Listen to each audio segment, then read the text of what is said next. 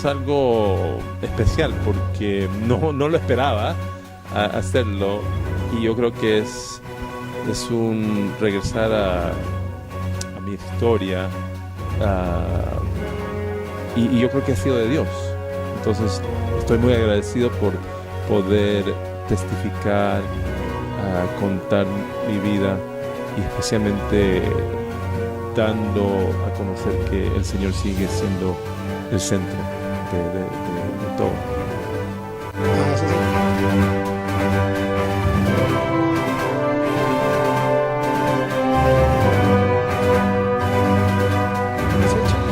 Sí, yo creo que han hecho un gran trabajo. La calidad y el profesionalismo, no, al contrario, muy impresionado, sí.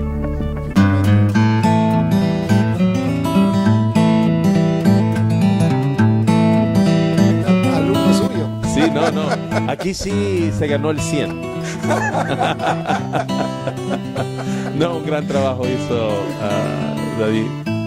Hiciste un gran trabajo. Yo creo que se nota que tienes la experiencia, tienes la pasión, y yo sé que Dios va a multiplicar y bendecir este ministerio. Finalmente me gusta.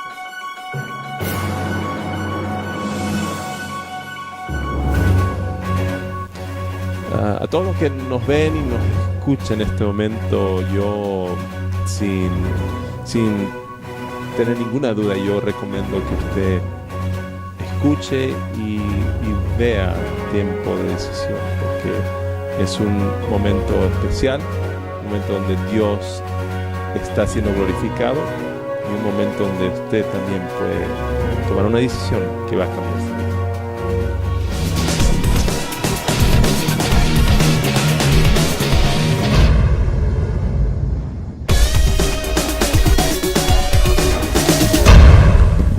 Bienvenidos, aquí les saluda David Bruno para compartir este programa Tiempo de Decisión. Cada vez que Dios nos da la oportunidad de llegar a una ciudad, a un país, Dios nos permite conversar con gente que inspira nuestras vidas, inspira nuestras familias, pero también inspira nuestros ministerios. Y este es el caso de la grabación y la transmisión de este programa, porque ha ocurrido algo muy especial, creo yo, en el corazón de Dios, para darnos el privilegio de tener con nosotros a un profesor y a un respetado maestro, el doctor Eloy Nolivos. Así que es una bendición para Tiempo de Decisión, doctor, tenerlo con nosotros y con toda nuestra audiencia internacional. Muchas gracias por este tiempito que nos regala. Amén, es mi placer poder estar con ustedes y compartir este segmento y este tiempo con ustedes. Qué bueno, nosotros tenemos que hacer un reencuentro, que hemos conocido muy de cerca la cátedra del doctor Nolivos, porque pues nos llegó a enseñar a un grupo de líderes de Sudamérica precisamente el tema de misiones, y algo bien anecdótico que todos los alumnos que están viendo esto estarán recordando. Oye, no pude sacarme nunca un 100 con el doctor. ¿Y qué pasó? Me agarré toda la noche. Pero ¿sabe qué? Nos sirvió mucho, porque cada detalle, cada precisión académica y profesional de los trabajos pues nos hizo crecer. Doctor, primero me gustaría que le deje un saludo después de nuestra audiencia a todos los estudiantes que usted tiene en el mundo. Queridos estudiantes, donde estén, yo creo en ustedes. Adelante, porque sí se puede. Qué bendición. La verdad que nosotros, cada vez que tomábamos las clases en las mañanas, y le digo profesor y todos los compañeros del mundo y los que han llevado esta materia a la cual me refiero, de las tardes tomamos tiempo para jugar fútbol. Y siempre veníamos ya una semana antes, no se olviden la pelota, vamos a jugar al campo. Pero llegó el doctor Eloy y entonces comenzó nuestra gran tribulación. Aún está ahí el reverendo Benjamín Félix, que dijo: muchachos, el Ministerio de Deportes se suspende porque hay examen en la tarde, hay lectura en la tarde. Inolvidable ese curso, ¿no? Pero hago este paréntesis porque hay mucha audiencia y muchos compañeros en el mundo, y también algunos que han llevado específicamente una materia con el doctor Eloy, que es inolvidable el doctor, porque por toda la buena exigencia que tuvimos y como volviendo lo dice, ¿no? Cree en aquellos estudiantes que van por más. Pero doctor, haciendo ese recuento, esa anécdota que hemos tenido cuando usted llegó a Lima, allá en Perú, quisiéramos hablar en primer caso porque nos gustaría conocer un poco más también de su trasfondo, ¿verdad? Personal, dónde nació, dónde creció, su entorno familiar, porque eso nos va a decir mucho después de lo que vamos a hablar cuando hablemos de misiones. Amén. Sí, yo primeramente le doy gracias a Dios por la oportunidad y el llamado que está sobre mi vida, pero como todos sabemos tenemos un origen. Exacto. Donde nosotros comenzamos, y el mío comenzó en Ecuador, Guayaquil. Mis padres todos somos de Ecuador, de Guayaquil. Yo nací, pero a la edad de 1 año había siempre el anhelo de mis padres de poder tener una mejor vida. Ajá. Entonces hicieron el esfuerzo para venir a los Estados Unidos y llegaron a California. Ajá. A Los Ángeles, y aquí crecí, pero siempre había la conexión con mi país, Ecuador, y ser ecuatoriano. En los veranos normalmente regresábamos, mi hermano y yo, a Ecuador, y pasábamos los veranos allá con familia. Y la otra cosa que era muy intencional de mis padres era que hablemos en español en casa. ¡Wow! ¡Qué tremendo! Claro que como muchacho eso fue algo que resistía, no quería, pero la determinación de mis padres, sabiendo y viendo por el futuro la importancia de poder tener los 2 idiomas, porque en casa español, ahí en la escuela pueden hablar todo el inglés que quieren, pero aquí en español. Qué interesante, sí, Qué interesante, como no olvidar las raíces. Correcto, entonces eso yo creo que impactó mucho, no solamente entender mi cultura, pero también no sabiendo que, como yo creo que esto es muy importante saber, que no poder despreciar esos inicios pequeños que quizás no creamos que tenga significancia, ¿no? Que algo significativo, pero para Dios Él es experto en las cosas pequeñas, lo significante.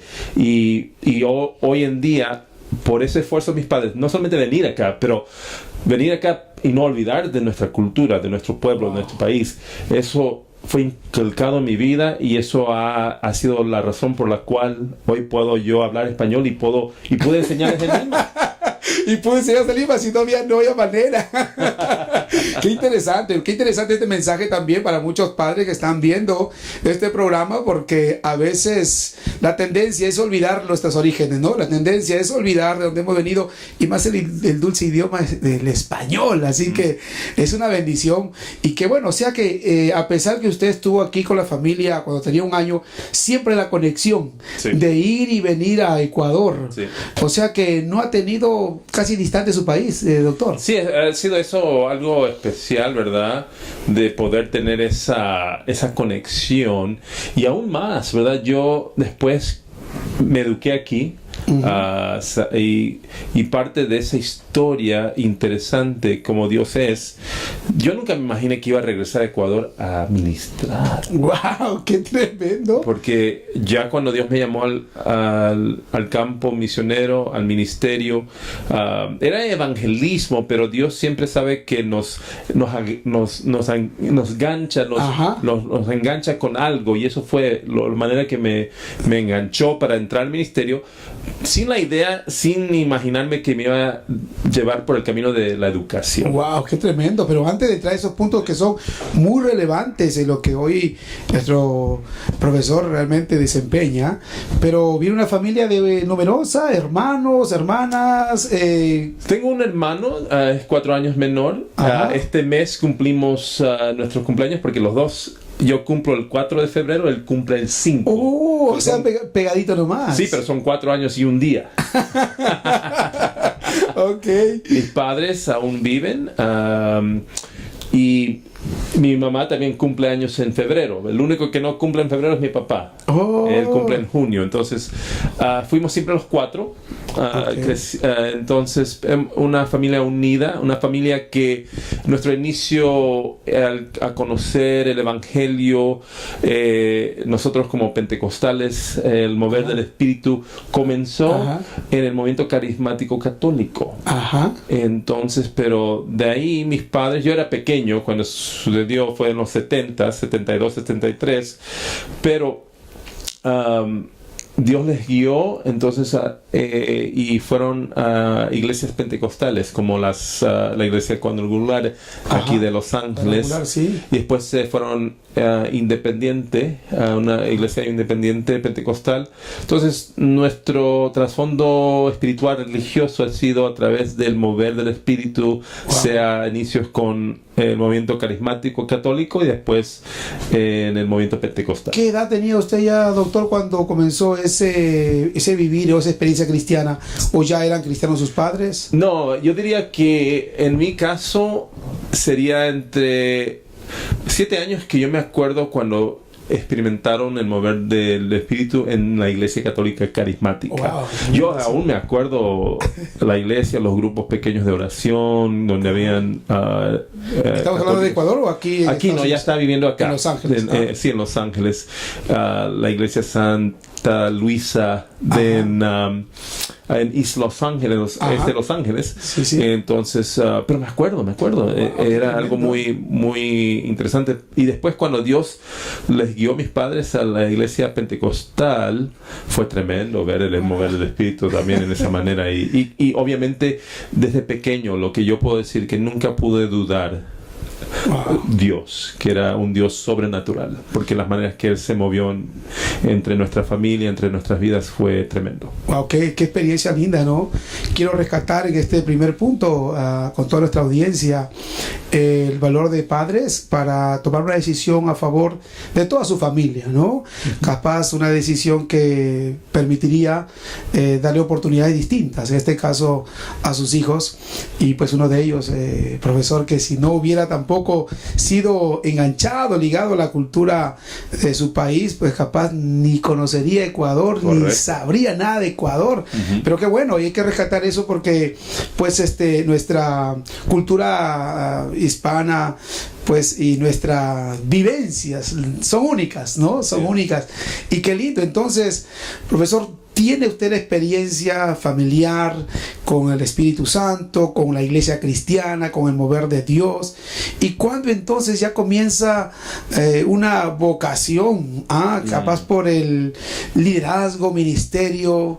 ¿Cómo eso comenzó en su corazón, el llamado? Sí, yo creo que eso fue muy interesante porque tuvo también un rol mis padres, mi mamá especialmente. Ella siempre decía, hijo, Dios tiene algo especial en tu vida, Dios te va a usar. Wow. Esas palabras podríamos decir que me espantaron, pero a la vez me marcaron. Entonces, el hecho era que yo esperaba ese día, cuando era que me iba. ¿Cuándo va a ocurrir eso? Exacto, ¿no? Entonces, pero eso, tener pendiente en la mente de un joven pequeñito, ¿verdad? De 7, 8, 9 años. Entonces yo decía, Señor, entonces, porque yo recibí el bautismo del Espíritu Santo a los 9 y bautizado en agua a los 10 años.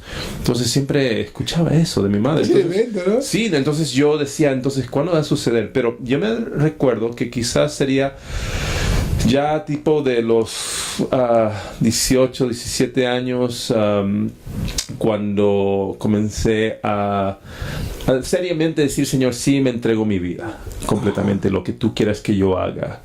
Y en ese instante, cuando yo me rendí de completo, sentí que Dios me decía, quiero que prediques. Yo pensé que iba a hacer evangelismo. En ese momento me recuerdo que me abrió Dios una oportunidad de ir a predicar mi primer sermón en una iglesia. Era una iglesia bautista, ¿verdad? Pero a la vez la oportunidad, por la amistad de mis padres que tenía con este hermano pastor que abrieron esta oportunidad, yo hice todo, yo me preparé como 20 horas y tuviera todas mis notas. Era ahí, el debut de la predicación. Y yo pensaba, aquí voy a aplicar una buena hora. Pasaron 10 minutos y ya terminé el sermón. Eso es lo que pasa, ¿no? Cuando uno está pensando, hoy voy a hablar, no sé, tanto tiempo y después...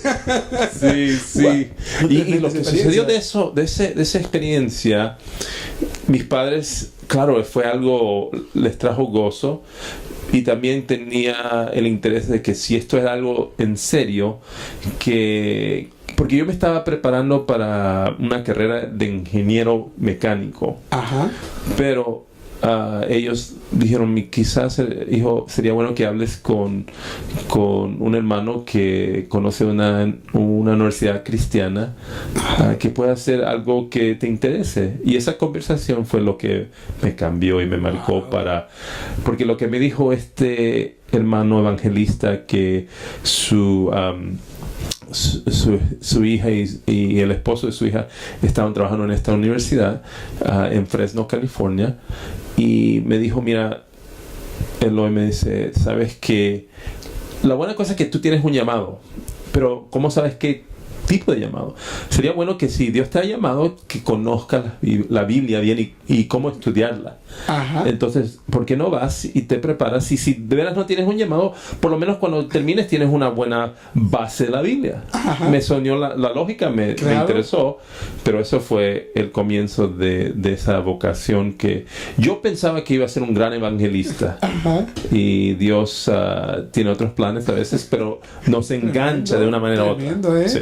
Qué importante, ¿verdad? La orientación.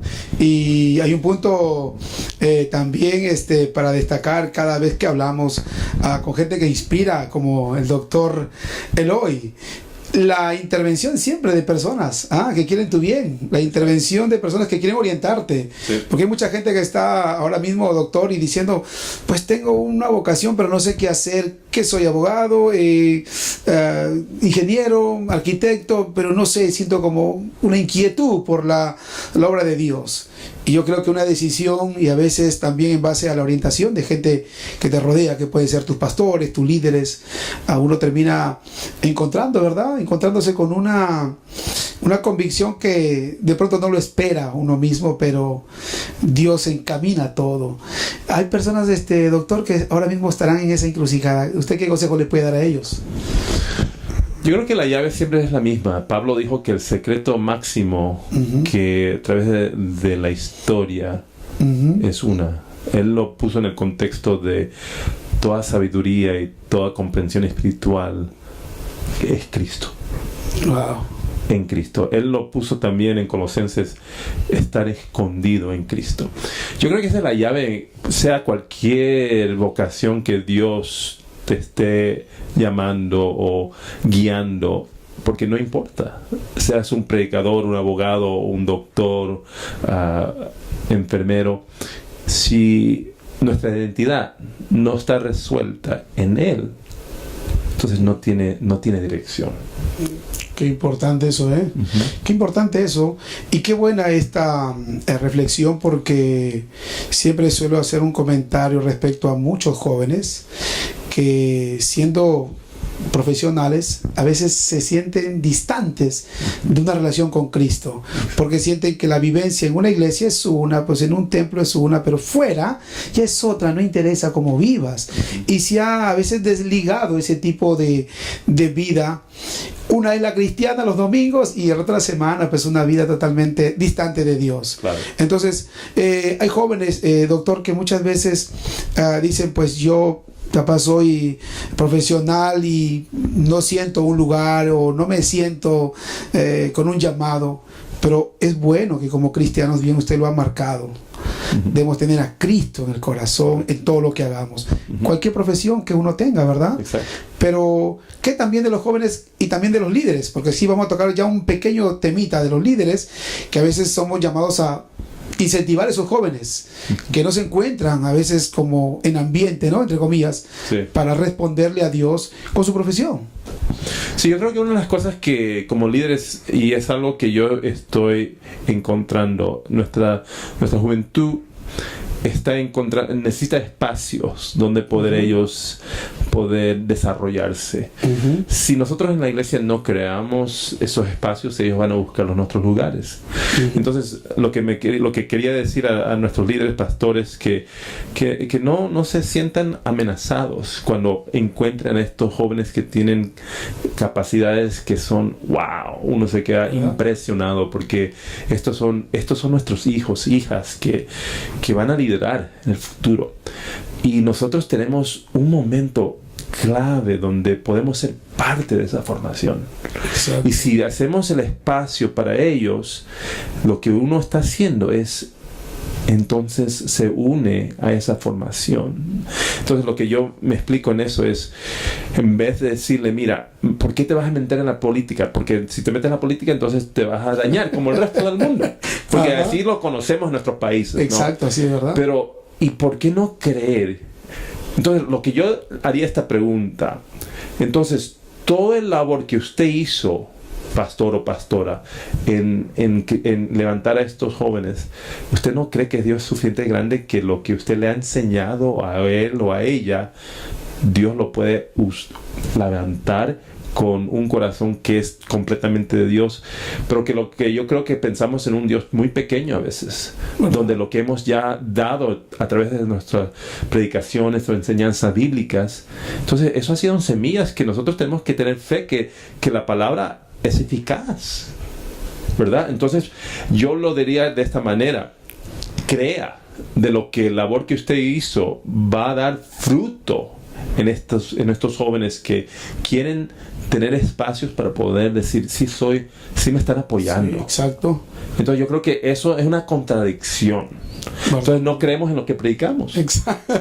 Y sobre todo cuando son gente muchas veces que han crecido en la iglesia, han estado en la escuela dominical, ha habido un esfuerzo de la familia, de los propios líderes y pastores para que sean educados, y a veces Dios los llama, pues no necesariamente al pastorado, pero sí en una carrera profesional, o que sean directamente útiles en lo que ellos se prepararon. Entonces cuando hay una distancia de la realidad en la iglesia y lo que ellos pueden hacer, es como que muchos jóvenes se sienten distantes y sin Dios, y creen que hay un Dios solo el domingo, pero el resto de días se sienten, o a veces creyendo que verán a Dios el próximo domingo otra vez, porque en su tarea cotidiana pues no hay la palabra, no hay la intervención de Dios. Y creo que es una buena aclaración, doctor, porque estaba conversando con unos jóvenes de un país ahí de Latinoamérica, y tuve una reunión con algunos de ellos que me comentaban, qué bueno que yo como arquitecto pueda ser involucrado en mi iglesia, pero la verdad a veces se prefiere que una persona solo de buena voluntad sea pues el líder de Proconstrucción, ¿no? Y a veces hay gente de labor social, y hay ahí gente que ha estudiado para eso, y a veces solamente se valora gente de buena voluntad, que es importantísima desde luego, pero cuanto más si hay alguien que se dedicó también a servir, a capacitarse, a prepararse para dar un mejor servicio a la comunidad y a la iglesia, ¿no? Entonces es un buen llamado, creo yo, que se puede reflexionar, porque es triste, ¿no?, cuando un profesional se siente distante de su congregación sabiendo que puede hacer mucho. Exacto. Ajá. Sí. Ahora, profesor, sabe que tenemos también mucha gente que está en esta vocación, y queda el llamado a ser un estudiante de teología, queda el llamado de dedicarme al ministerio, pero hay muchos miedos. Esa experiencia, ¿qué le puede compartir a todas esas personas? Yo creo que la realidad, que la vida siempre hay temor, eso es una realidad. El hecho de que hay temor es que usted es humano. Entonces, está bien, no se preocupe. Cristo dijo, ¿por qué te afanas? Entonces lo que sí es bueno es siempre reconocer. Yo creo que es bueno reconocer que este temor te dice que estás centrado. Entonces toma esa realidad, que eres humano, y lo que yo creo que en esos instantes es ahora vivir una vida de fe, porque si obviamente vas a entrar en teología, si la fe no es parte de tu teología, entonces no es teología. Entonces yo creo que el hecho, como si uno recordemos eso cuando tomó Dios el momento a través de Moisés a decirle a Josué, tú eres el próximo que me sigue. Dios le dijo a Josué 3 veces, no temas, esfuérzate y sé valiente. No le dije no temas, esfuérzate y sé valiente, porque Dios supo que ese cargo que iba a tomar era demasiado más grande que él. Exacto.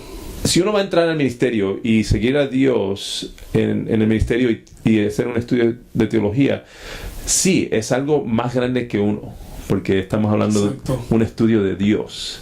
Pero un estudio de Dios que omite la fe no vale, no tiene valor. Entonces lo que yo quiero decir es que entrando a este camino de prepararse para el ministerio, para estudiar teología, también es una praxis de poder decir, Dios, yo confío, porque no sé dónde van a venir los fondos, porque usted conoce, si como estudiante, ¿cómo voy a pagar para esta maestría? Exacto, ¿verdad? Exacto. Entonces, ahí es algo clave.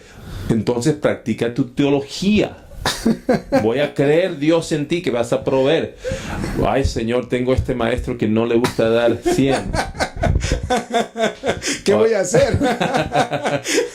Dame un poco más de fe, Señor. Practicar la teología. Que uno... Sí. No, yo creo que eso es lo que pasa. A veces lo que sucede, divorciamos la teología, pensamos que solamente es la mente y la razón, y tiene que ser eso. Pero no podemos divorciarla del aspecto práctico que tiene que tomar fe. Impresionante, ¿eh? Muy buena aclaración, porque vamos a entrar en el segundo segmento y vamos a hablar directamente de esta área de liderazgo, del ministerio, y aún el doctor Eloy pues tiene también grados académicos que nos permiten a nosotros explorar junto a él la historia no solo de la iglesia, sino también de las misiones. ¿Sí? Así que en la siguiente pausa hablaremos de esto. No se mueva, esto es Tiempo de Decisión desde California.